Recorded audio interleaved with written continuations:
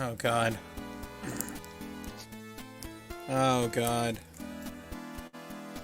Should I get my hoodie on for this, or does this not? Or does this count? You didn't have it on already? All right, I'll go get it. Yeah. You introduce everybody. Wrassleboys. This is Ali. That's Mega Fighter. That's Carlos Santana. Okay, that's 8-bit. That is 8-bit Carlos Santana. 8-bit Carlos Santana and 8-bit Rob Thomas, who I guess technically doesn't count. You don't exist. You don't exist, 8-bit Rob Thomas. All right. We are here with the second NWA-TNA pay-per-view of 2002. Yeah. I think we're at the same place. We're at June 26th. Yep, back in the Asylum. The Asylum. The Asylum. First of all, I want to complain that the site was kind of a pain in the ass. Just it lagged quite a bit on the Impact Wrestling site. Impact, fix your shit. Just fix it. Mom, get Tony Khan to float you some money. Get Tony Khan to float you some of that AEW money to fix your website. Yeah. Tony, if you didn't keep spending all the money on... Hold on. Oh no, there goes 8-bit Carlos Santana. Sorry, 8-bit Carlos Santana was getting on my nerves. Oh man. Anyway, tell Tony Khan to stop spending money on old WWE domains. He didn't buy any TNA domains. He didn't buy any TNA domains, which I think you said would be great for the fucking... That would be great for the storyline they're doing right now. Yes. But yes, some difficulty just kind of getting in. It wasn't like it lagged so hard that it was... I think what happened is it kept logging us out, and then when we would log in, it'd take us away from the page we were logging into. Yeah. And then, also just jumping from page to page took a while. Yeah. But we start with a recap of last week. So a recap of last week's pay-per-view and the Toby Keith concert. Yes, and we start off the show with mediocre fireworks and Ed Farrara in a sparkly black shirt with like an open chest. You just straight up looks like Jonathan Davis now. And casual Friday Don West. And Mike Tenay, who always looks like Mike Tenay. We're just going to start with a Jeff Jarrett match. Can we also start with the fact that the announce table didn't have monitors for some reason? Yeah, they did have monitors, but they kept saying there were monitors. Like, yeah, there were holes for monitors, but there weren't monitors. Like, specifically later on, they said there were monitors, but there wasn't any monitor. Were they just looking at the Asylum-tron, or what the fuck they call it? I guess. These recorded on the same day. The order might have been shifted around a bit, but some things took place before, and some things took place after last episode.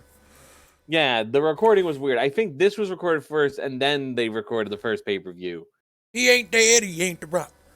Yeah, it does say he ain't the Rock. Ali had heard it this time. This is Jeff Jarrett versus Scott Hall, who is backed by Jackie Fargo and Toby Keith. Yeah, and Scott Hall's wet. Scott Hall's wet? He's just wet. And he comes out to, of course, the Ospreys with these shoes.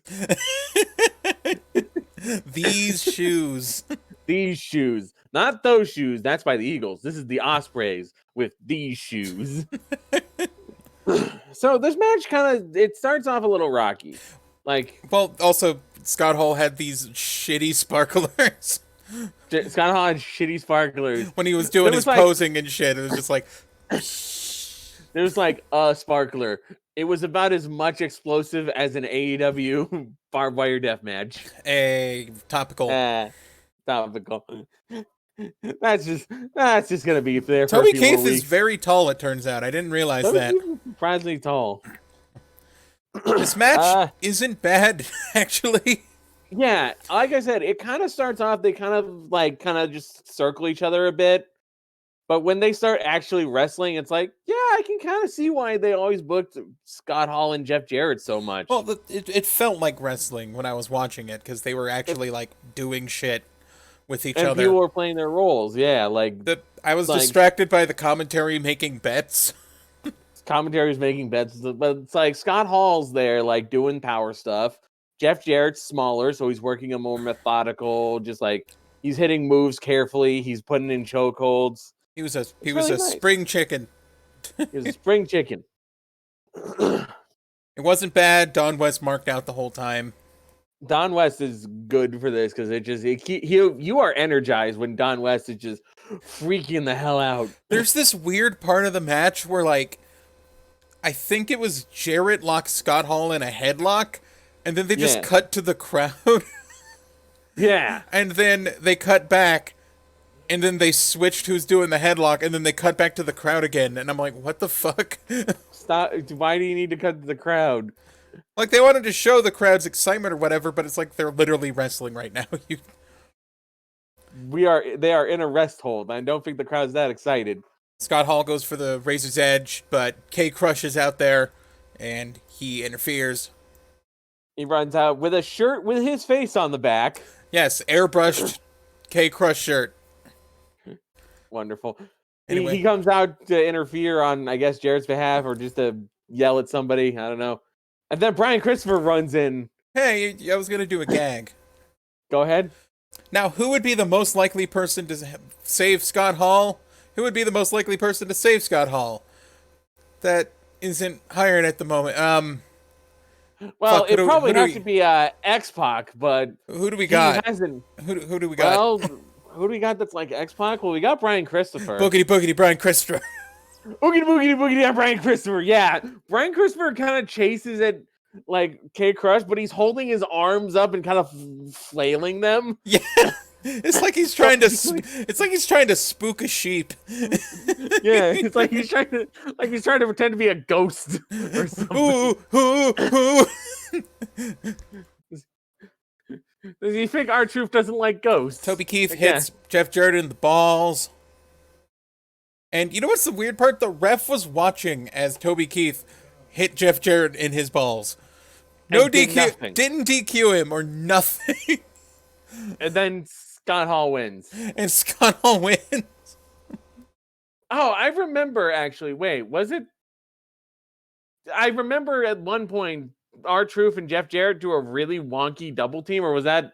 That was later. Was that a different match? That was a later match? Okay. I remember that. But we got our next match, which is Frank Parker versus Cheex. My only note on this is I hate wrestling. So if you don't know who Cheex is, the name should give it away. Cheex is a big motherfucker, first of all. He's somewhere around like over 400 He's pounds. 400 and something pounds, yes. But he's not that tall, so he's kind of built like a ball of. He's built like an eggplant. I don't. You know, I'm not. You know, the fucking dancing music comes out and he starts boogieing to the ring until he ran out of breath. He's gassed doing his dance. He ran out of breath walking to the ring.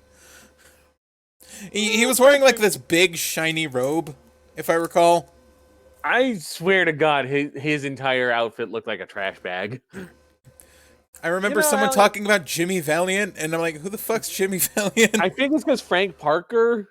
Oh yeah, and then Ed Farrara said who's Jimmy Valiant. Yes. I think it was like Frank Parker was trained by Jimmy Valiant. Jimmy Valiant's like an old school territory guy, the boogie woogie man. He had like a big fucking. So after boogieing till he got gassed, Cheex takes off his robe and reveals that he's wearing a t-shirt and very tight tights around his massive ass. Oh, look. I wrote the comment, he's so fucking fat, oh my God. Here's the thing. I know that we're not skinny men here. No, I'm fat. I'm fat. We're both fat. I'm over 200 pounds. I've described this show as two fat guys review wrestling, so yes, we're both fat. But here's the thing. I feel like once you've hit like the 400-pound mark, it's just gotta hurt, you know? Like, how do you live your life being 400 pounds like that? Anyway, work rate machine that Cheex doesn't sell a single move. is gassed the entire way. He is no air. sells an Irish whip by standing completely still. Slapping his titties doesn't work. Punching him doesn't work. He whips the other guy into the corner, Frank Parker, and by Don West, gives him ass blast to the face. Fucking does It was like a running hip slam, but he called them ass blasters. And I just want to again note, Cheex is gassed the entire time. Oh yeah, he is super gassed. He is sucking in air just every second. They comment that like he's breathing in so much that they're gonna steal air from the third row. Right, like, and again, I'm fat. I'm not in the best shape, but I feel like I have at least enough cardio or wind to fucking last without like. This match was 2 minutes, Mega Fighter. This match is 2 minutes. He sits on 2 seconds. He sits on Frank Parker and wins. Takes him to the Bat Cave. Takes him to the Bat Cave, ass and balls and everything in his face, and then pins him. And as the ref counts 3, his butt jiggles on each hit of the mat. I think you described this as being like the fucking match you saw at In Your House 5. And when I asked you who Cheex remind you more of, Mabel or Yokozuna, you said yes. Also, there was this weird thing of like, Mike Tenay just pays a woman. Yeah, this is a thing that Alicia Webb did. Like, she started in the first pay-per-view where just like, she'd come out and some random guy, like she'd shake down some random guy for money. And this time it was Mike Tenay. Anyway, our face, that segment's over, and I don't want to ever see Cheex again. By the way, the fucking description of the show is hilarious. It's like Scott Hall takes on Jeff Jarrett, and then there's going to be a fatal 4-way for the first ever X Division champion, also Cheex. Also Cheex. They know why you're wanting to watch this. They know that you are here for Cheex. Our face wants a race war, Brian Christopher. Oh, by the way, also, the cage dancer, after the Cheex match, starts shaking her ass. We can't escape. I'm fucking insulted by this nameless cage dancer. Fuck you. Don't fucking show me ass after a Cheex match. How dare you? I still hope you got paid well for this job. Because it could not have been worth it. Brian Christopher wants a race war. I think I get up in the middle of this to get a drink because it's just more recap. Yeah, they start talking about, or like we missed in the segment last week, that he starts talking about you people when he's talking to K-Crush, and then have you people, like an athlete. You people wrestle my people. Or it was like your kind wrestle my kind or something. Yes. And I think at one point Hermie Sadler was like, you don't dress like an athlete. It's like, well. This isn't like the Allen Iverson days, because like, fun fact about Allen Iverson, who was a, if you weren't sure, he is a basketball player and a point guard. He was in the 76ers. Allen Iverson liked to dress very hip hop. He liked jewelry, he liked braids, he liked chains, he liked like loose fitting shirts.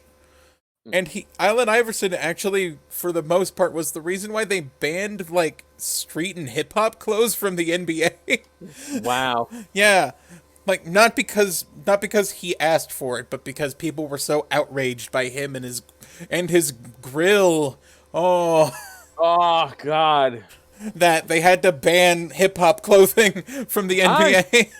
I say, what are these basketball players These basketball players are wearing spinning chain necklaces and jewelry and t-shirts. T-shirts that don't fit them. God. But yeah, this is like, this is a very awkward set. Like, it's not outright saying racism, but it's implying racism. It's implying it. Otherwise, this was a good match, though. It wasn't bad. Christopher versus K-Crush. K-Crush is super athletic, and Brian Christopher is Brian Christopher, but like Yeah. He's not as bad as you might think. Like he was a solid enough wrestler. He could go.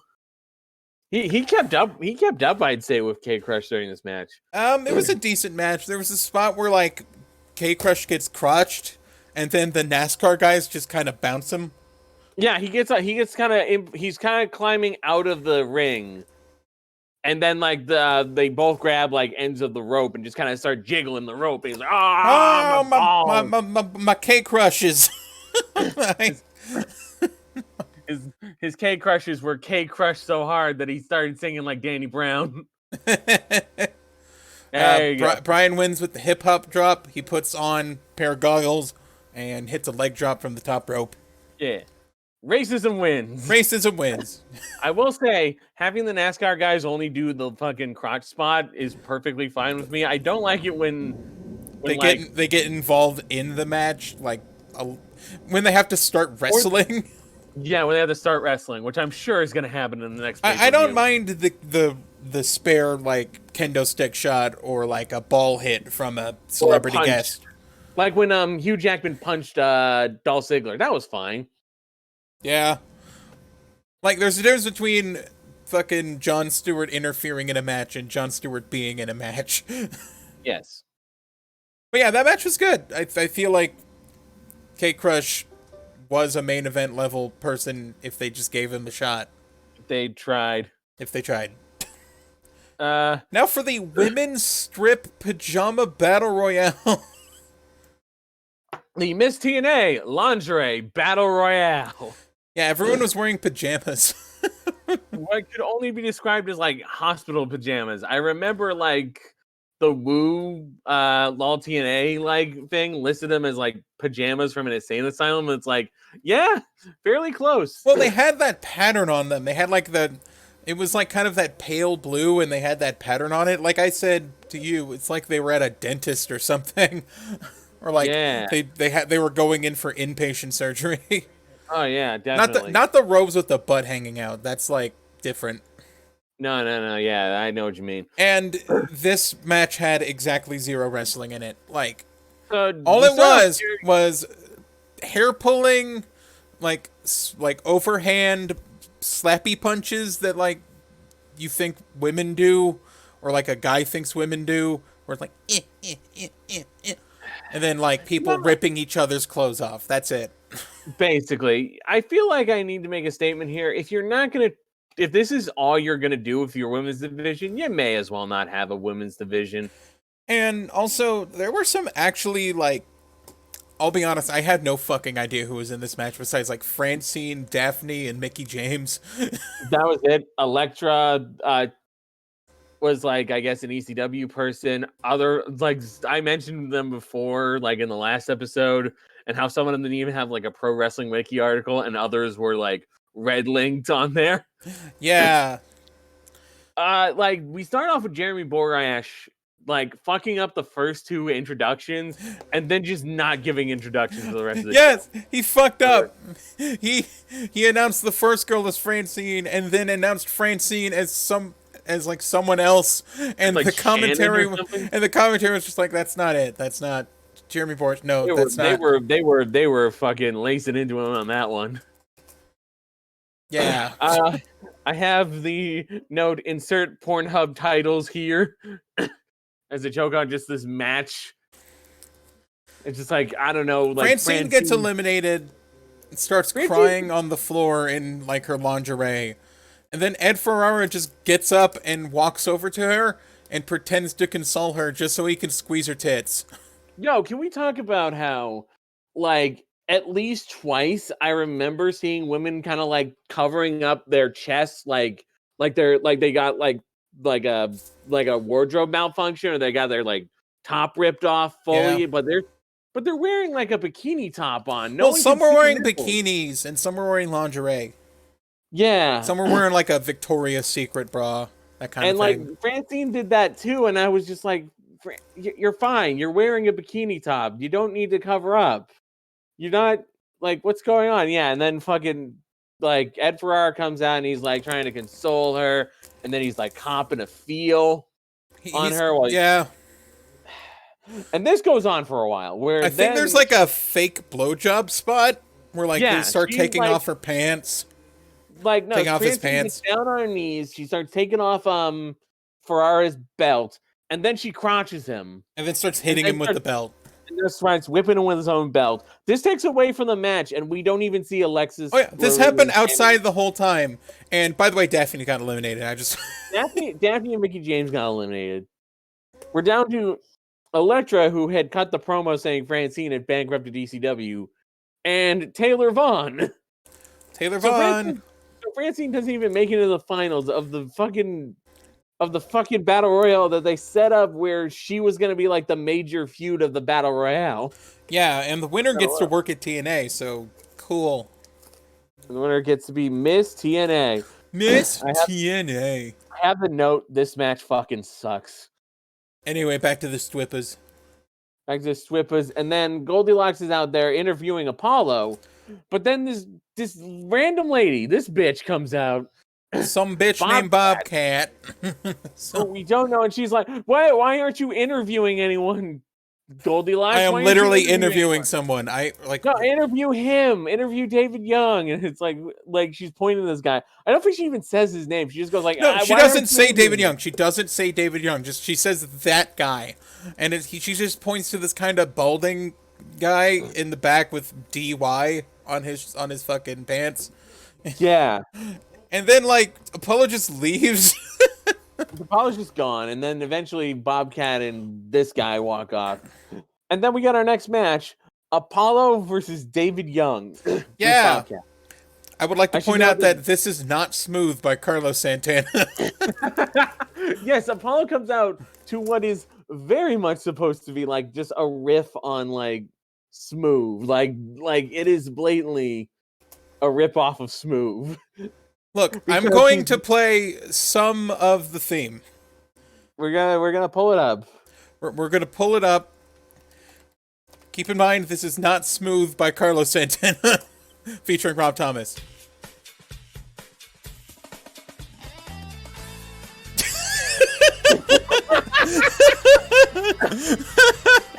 It's so blatant, isn't it?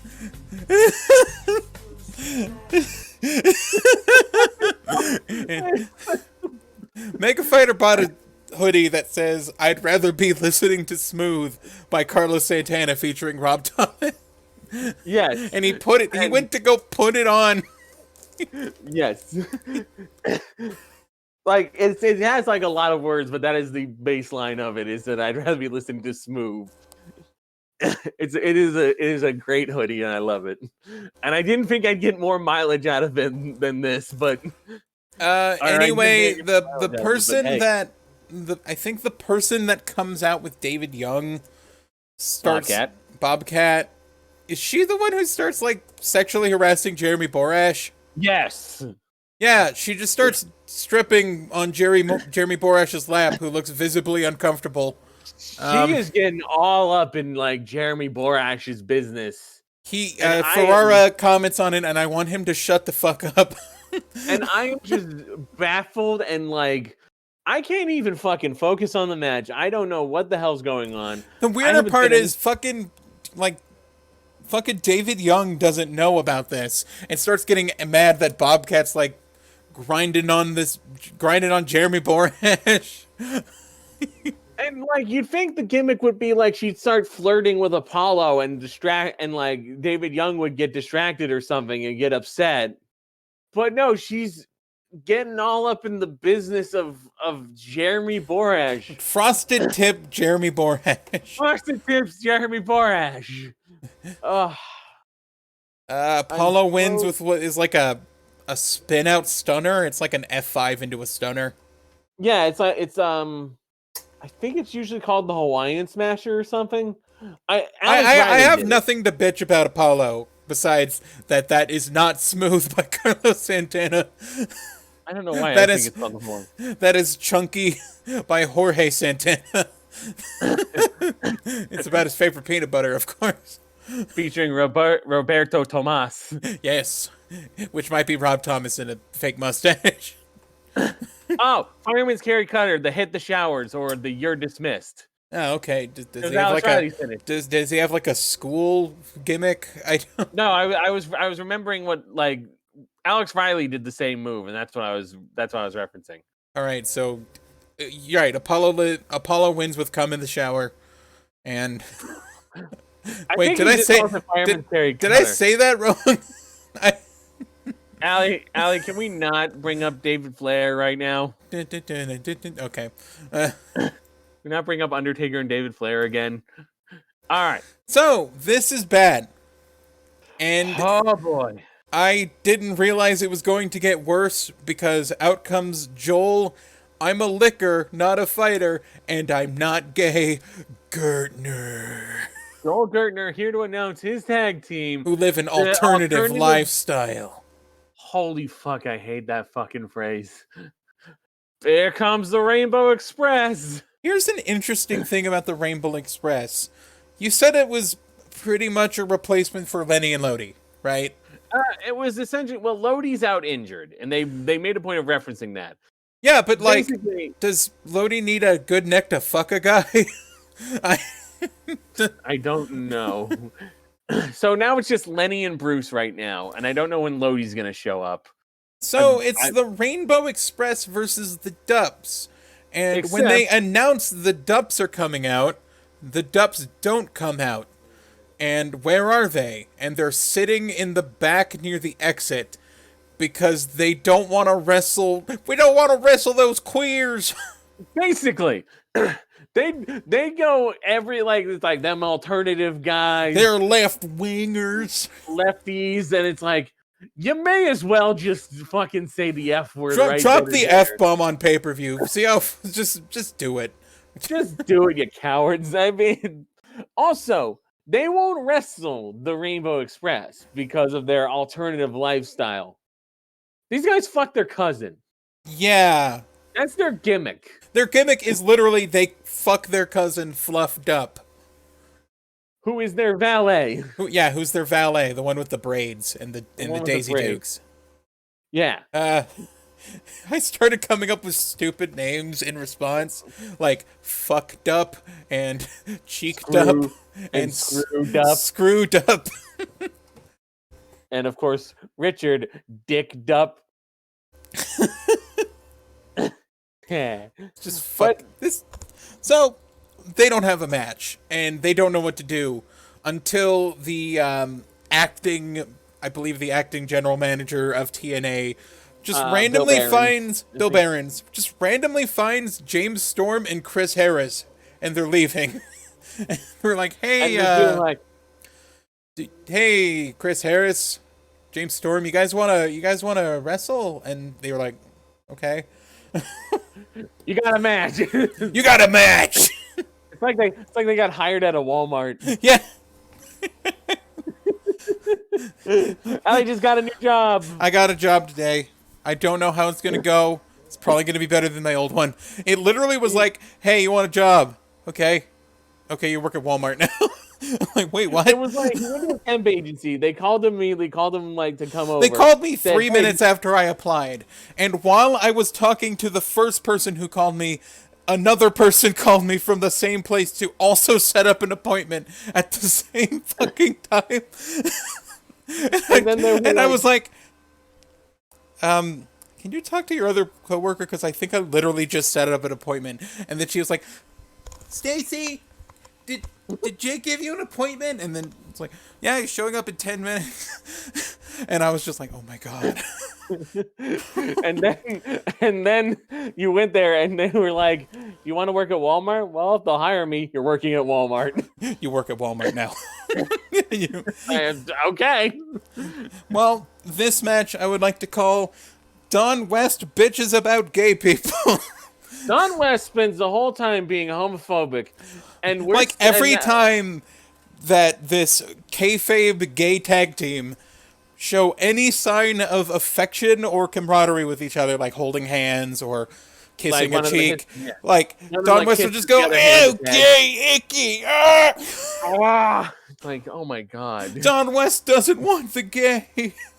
And Ed Farrara has to be the voice of reason here. Ed Farrara, who grabbed on Titty earlier. has to be the voice of reason with Don West just bitching that, why do they have to shove their gayness down my throat? Why do they gotta do this? Why is it so icky and gay? And the worst part is that sometimes they don't even call the match. And sometimes Don West is right, because like sometimes like one of the Rainbow Express boys will just start kind of like seductively crawling onto an opponent to pin them. Yeah. And it's like, so we got like these utter like flaming stereotypes. Yes. We've got Don West, the homophobe, Ed Farrara, the somehow voice of reason reasonable here.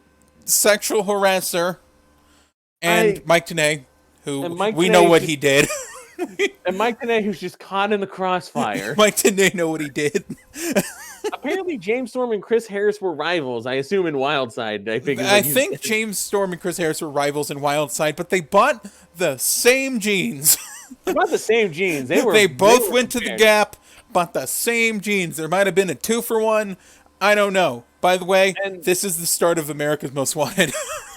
Holy fuck. You fought some gay guys. Chris Harris and James Storm win the match, but all I have down here is I hate this match. Oh yeah, they went with a roll-up. They went with a roll-up. But I was too busy telling Don West to shut up. Oh.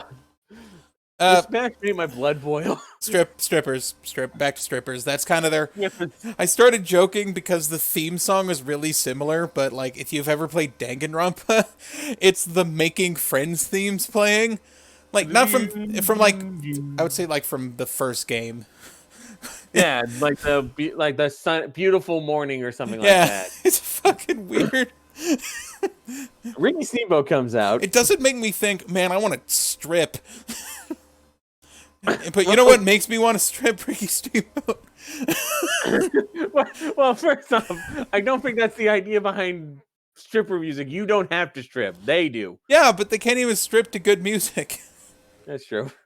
So yeah, Ricky Steamboat comes out and it says, "Have you guys been enjoying the show?" No, Ricky. No, I hate it. Fuck you, Ricky. No. Fuck you, Steamboat. You're the worst NWA president ever. And Ken Shamrock's just coming out wearing flip-flops. He interviews Ken Shamrock, who's got flippy floppies. He's got flip-flops on. It's like, okay, well, we know who's not wrestling tonight.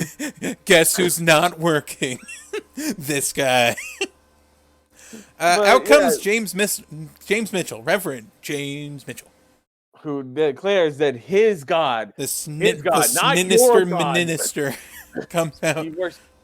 He worships God, not your God. He's basically saying he's a Satan worshiper, and like that he wants. Oh, you gotta spook the Southerns. Satan wants the NWA championship. Yeah, it basically he says his disciples of the new church will claim the NWA World Heavyweight title. He introduces Slash. I didn't think Satan would be interested in the NWA. You never know if he works in mysterious ways, doesn't he? Yeah, Lucifer, the Fallen Angel, Christopher Daniels. I got it. Yeah. But SCU, Satan, Satan's corpse uncensored or whatever. I don't know. Satan's cult uncensored. Satan's church uncensored. The Satanic Church uncensored. Emails me, Scorpio Sky. I'm better than James. No. But yeah, it's Slash with a fake eye color contact lens to make it look like he has like a glass and while eye he's something. distracting Ken Shamrock and his flippy floppies, Malice sneaks up behind him for a sneak attack and chokeslams him. And to my disappointment, he did not chokeslam him so hard that Ken Shamrock's flip flops flew off. The TNA security failed to break it up. They can't stop the Wall Brother. The James Mitchell celebrates at the top of the ramp by saying, "The meek will inherit nothing." I love how over the top he is. It's great. He's great. And finally, we get the one good moment of the one really good match of the show. Thanks for sitting here for 90 minutes. Have a good match. Thanks for sitting through Cheex, racism, and homophobia. sexism, and homophobia. And also Jeremy Borash being sexually assaulted. Yes. This is a good match. This is the X Division, or I believe it's just the NWA X title tournament. Double elimination tournament. It's a double elimination tournament, like short fatal version, four-way. the rules are like it's a fatal 4-way, but 2 people can wrestle at a time. If someone's pinned, they have to switch with someone else, and if they lose twice, they're out. Yes. Weirdly, this is a match full of losers. They were... Oh my god, I never realized every single person in this match was booked to lose last week. They were booked to lose on the first pay-per-view. They lost to Elvis impersonators. They lost to Elvis impersonators and Dicks. And the Dicks. The Johnsons. Your X Division champion lost to Elvis. There was a 75% chance that a flying Elvis pinned your new X champion. That's not a push at all. So it's AJ Styles versus Psychosis or Psychosis, versus Loki versus Jerry Lynn. Jerry Lynn. This match is great. This match is fucking great. This just goes the rest of the half hour. Yeah, basically. This was just the last of the show. We start out with Styles and Psychosis, which was good. It's really good. I think was this where the kip up into the Rana happened? It was like he did a kick up into a Hurricane Rana. Yeah. And or AJ Styles did, and it was fucking badass. It was fucking sick. I loved it. AJ hits Styles Clash, gets his first win. Or out comes Loki. Yeah, Loki comes out. Loki does his ROH shit. Then, like, puts AJ in the corner and nearly breaks his fucking neck. Yeah! That was a nasty... I think it was like a Frankensteiner from that rope, but, like, AJ kind of fell vertically and, like, nearly snapped his neck on the bottom turnbuckle. It was nasty. Loki is just not careful. Yeah, but this is mostly just, like, an ROH match happening. And then another like Styles Clash and AJ hits Styles Clash on him, beats Loki for his first loss. And then Jerry Lynn immediately Jerry Lynn just fucking bodies him. Bodies him, hits that cradle pile driver. Hits a cradle pile driver, which is fucking sick. And gets the pin. AJ gets his first loss. Yep. So everyone's lost except Jerry Lynn. Everyone's lost except Jerry Lynn. Then it's let me start. Psychosis. Yes, it's Lynn versus Psychosis. This is also just some good stuff. I don't have a lot of notes because I was just too busy watching the match happen. It was fast. There was a lot of moves. Tope to Jerry Lynn on the outside. Jerry hits the cradle pile driver. Psychosis got his second loss, and he's out. He's out. Here comes Loki again. Yeah, Loki's back. The ref. Oh, there was one spot where like he hit a move on Loki. And then the ref counted 3, and like the crowd chanted 3, and the other ref, they counted 3, and like Loki got his shoulder up, and then the ref just hops onto his feet, and the crowd's like chanting bullshit, and he has the most like, he's like, that wasn't 3, that shoulder was up, but like he was doing it like he was a Power Ranger. You know how like they don't have mouth flaps? So it's just like, that pin was up! It's like, calm the fuck down. Yeah. Calm down. But then he hits the cradle pile driver again. Loki's out. Loki's out. It is now AJ at 1 loss. Jerry Lynn is unstoppable. I think there was like a flying kick, and we almost saw like it looked like a tooth fell out from how hard how hard AJ got kicked in the fucking face. Yeah. And then we have AJ Styles versus Loki. AJ's now got to get 2 wins off, or AJ Styles versus Jerry Lynn, and AJ's got to get 2 wins now. Yeah, making him the underdog. He's the underdog. But Jerry Lynn. I was cheering for Jerry Lynn. Weirdly, I was hoping he'd win. I don't know why. Jerry Lynn's good. Jerry Lynn was doing great. Like, he was keeping up, even though he was pushing 40 at this point. He was pushing 40 at this point, but he is definitely able to fucking work. AJ ties it up with Styles Clash. Yeah. This show's like a shit Oreo cookie. It's like chocolate and then poop. Like 3 inches of poop and then chocolate. And then chocolate again. And no matter how much you scrape, you just cannot get the taste of that poop out of your mouth. They start the second pin with like a roll-up sequence where they kept countering each other's roll-ups, which was pretty fucking awesome. That was sick, yeah. And they knock each other out with a clothesline, and the ref starts counting to 10. There's a fucking...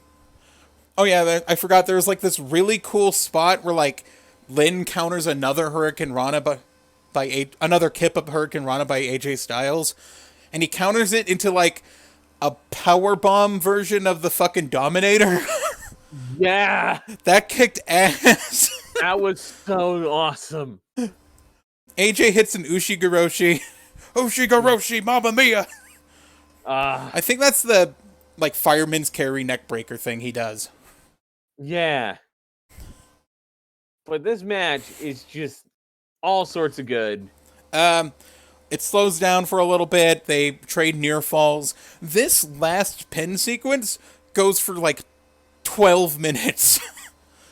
Not the pinning each other sequence, but like this last part of the fucking match. This last match goes like 12 minutes, and it is 12 minutes of good. AJ wins with the spiral tap. He hits the spiral tab and fucking which is like a twisting front flip. Like a twisting front flip senton. Yeah.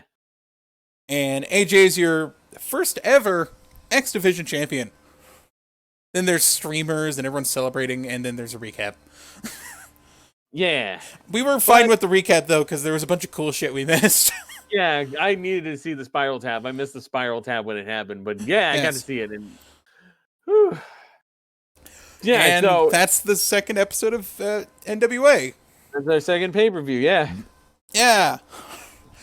If you ever want to watch it, why just find like someone probably clipped this of just the first of the last match. The last match is all you really need watch to that. AJ Styles' theme sucks. I think it's like a southern version of In a Big Country. Yes, that's what it was. You was like, does this sound like In a Big Country? In a big country, I won the X Division title. All right. So yeah, this like the first show was an entertaining bad. This was bad with like a little nugget of gold in the shit. I didn't want. Sometimes I get worried that my reaction to the finish paints the whole pay-per-view. So, like, let's say I really like that last match. That made me think I wanted to call this good. But then I thought about it. This fucking sucked. Fucking sucked. This sucks ass. This sucks hot ass. Just Cheex sucked. Cheex fucking sucked. The women's match sucked. Women's match sucked. Apollo versus David Young was a non-factor. That didn't matter. Why did they place it not Carlos Santana smooth? Why do I have to listen to Don West bitch about gay people? Why is Don West yelling about the gays? The gays. Why is Bobcat like sexually assaulting Jeremy Borash? Why is any of this shit? Why is Toby Keith here? Why is Toby Keith here? You know, he wasn't the worst part of this. No, but he was there. Why was Ken Shamrock in flip-flops? Why did he bring his flippy floppies? We do still have awards. Yeah, we got awards.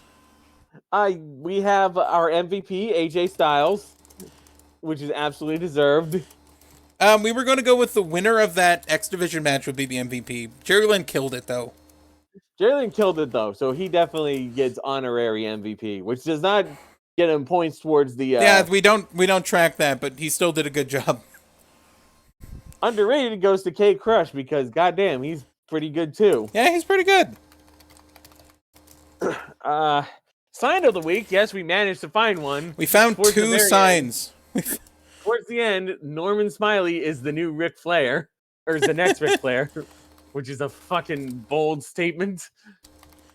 Not much on the 2000s alert, I'd say. No, I have a new counter because we don't know the commentary setup that well at first, even though I'm suspecting Ed Farrara is our pervert.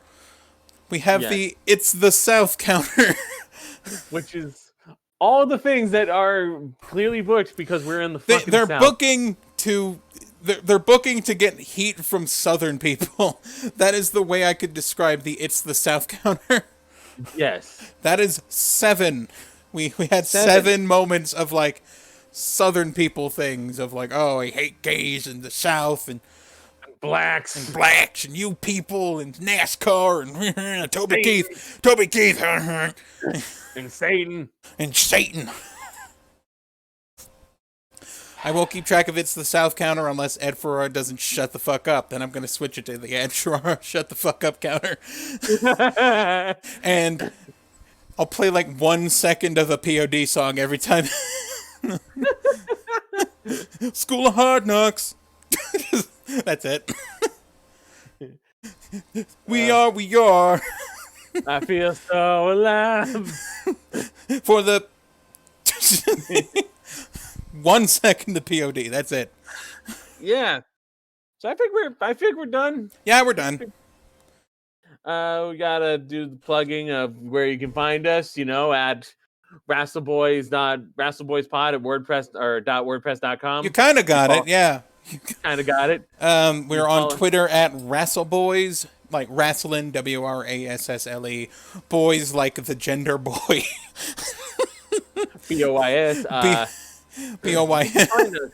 You can find us on YouTube. You can find us on Spotify, on Apple Podcast, fucking the other one, Google Podcast, Anchor. Google Podcast. The other one. Anywhere you can find a podcast, you can find Wrassleboys pretty easily. Pretty much. You are not starved for choice. Yep, that's it. And that's it. Like we always say at Wrassleboys.